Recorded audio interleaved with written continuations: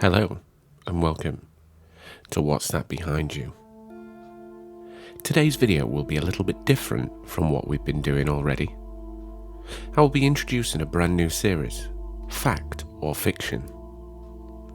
Over the coming weeks, I will be telling you some stories, and all you have to do is work out if they are a work of fiction or true recounts from actual witnesses and family stories. Do you think you have what it takes to be a paranormal investigator? Well, let's split truth from lie. All you have to do is let me know down in the comments what you think it is.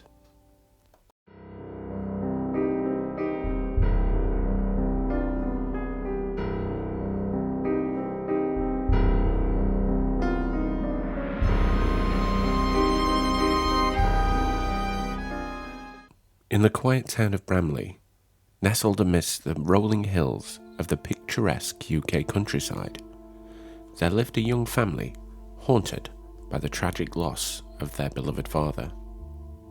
The Harrison family, consisting of Emily, a strong-willed mother, and her two children, Sarah and James, were still grappling with the void left behind by their departed loved one. Ever since his untimely demise, an air of unease had settled upon the Harrison household. Their quaint home, once filled with laughter and love, now felt cold and lonely. But it wasn't just the sense of loss that overpowered them. Something darker lurked beneath the surface.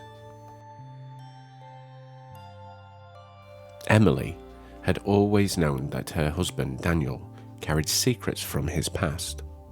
He had never discussed it, but his haunted eyes and sudden anxiety often spoke volumes. Now those secrets seemed to have become part of their everyday reality. The haunting began innocently enough, with whispers in the night, and faint whispers of their father's voice in their dreams. At first, Sarah and James were convinced it was merely their imagination playing tricks on them. But as the days turned to weeks, the whispers grew louder and more unsettling.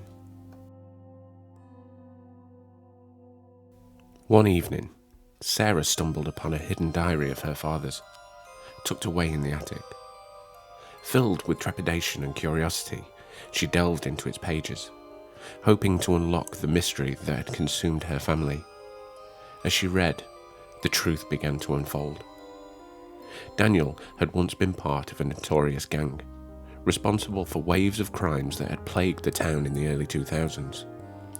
Robbery, violence, and even murder stained the pages of his dark past. Sarah's heart sank as she realized that her father's demons had come back to haunt them all.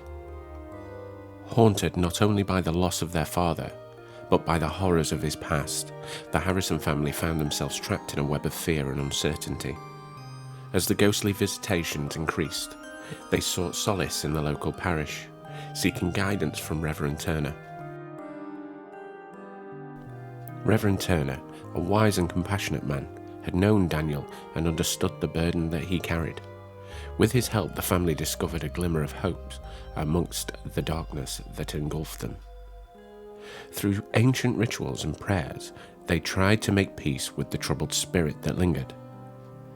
The turning point came one stormy night, when Emily, overwhelmed by grief and desperation, confronted her husband's ghost. In a tearful plea, she begged for forgiveness, not only for Daniel's past sins, but also for leaving them behind without a father. With each word, the atmosphere shifted, and the hauntings began to dissolve.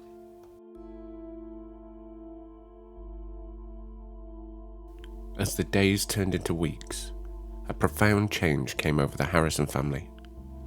Though the loss of a father was still deeply felt, the shadows of his past no longer tormented them. With renewed strength and unity, they moved forward, supporting one another as they faced the trials of life. Years later, as Sarah and James reminisced about their childhood, they realized the profound impact their father's legacy had had on their lives. Had it not been for his troubled past and their collective journey to find peace, they may have never become the resilient, loving family that they were now. The town of Bramley, with whispers of the family's story, still echoes through the years. It serves as a reminder that even in the face of darkness, love and forgiveness can conquer even the most haunting of ghosts. Although short, what's your thoughts on this story? Is it an actual factual recounting, or a total work of fiction? Let's discuss down in the comments below. If you have enjoyed this and want to see more, then please leave a like. But until next week, remember, you don't have to be afraid of what's behind you.